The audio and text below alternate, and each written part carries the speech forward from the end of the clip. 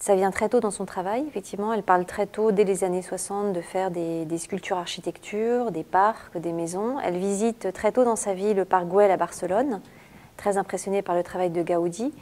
Elle est aussi impressionnée par l'œuvre du facteur Cheval ou les tours Watts aux États-Unis. Donc c'est trois grandes références pour elle d'œuvres qui sont des œuvres architecture.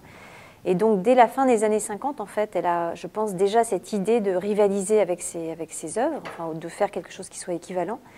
Ensuite, c'est quelqu'un qui a toujours eu le souci du grand public. Elle le dit, c'est assez rare dans l'art contemporain qu'elle veut se rapprocher de tous les publics.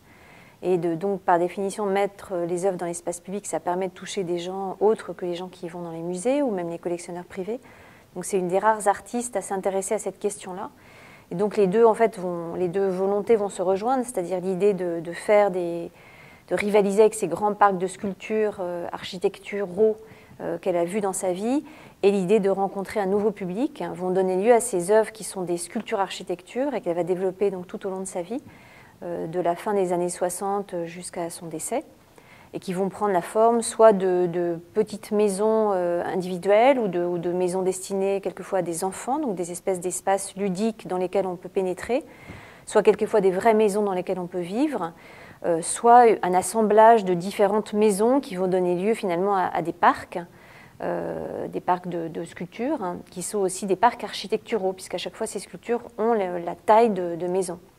Mais l'idée, effectivement, c'est que le corps du public puisse rentrer à l'intérieur du corps de la sculpture, puisque le fait est que ces sculptures ont souvent la forme de corps, et souvent la forme de corps féminin.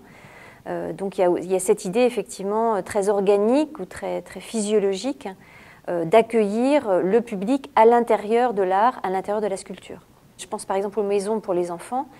Le Golem à Jérusalem ou d'autres exemples, on imagine que ces espaces traversés par des enfants qui jouent, qui courent, qui s'expriment, sont de fait des espaces de vie. Et ça, c'est vraiment très nouveau au XXe siècle, l'idée que l'art puisse devenir un espace de vie, un espace dans lequel il n'y a pas que la contemplation. Il y a l'idée de s'asseoir, de se coucher, de dormir, de jouer.